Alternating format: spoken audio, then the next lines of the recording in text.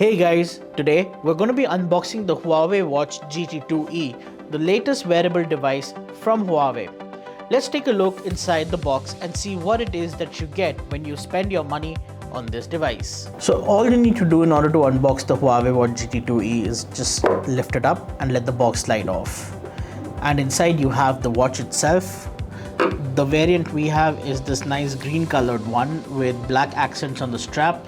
The strap itself is user replaceable, so that's really nice. Taking this top assembly off, we have two other compartments, and I'm assuming inside you will have a bunch of accessories.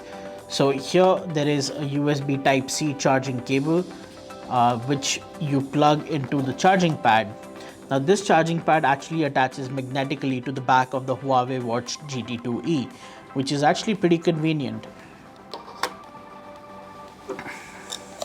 Other than that, you also have a bunch of paperwork. It's your standard user manual in multiple languages, and of course the warranty card.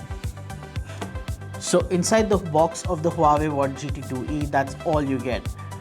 You have the watch itself, a charging cable, the Type-C cable, and the charging pad. What you don't get is a wall socket so that you could plug this into a wall charger, but that's alright because you can charge the watch via a power bank or the USB port on your computer, laptop, whatever you may have it.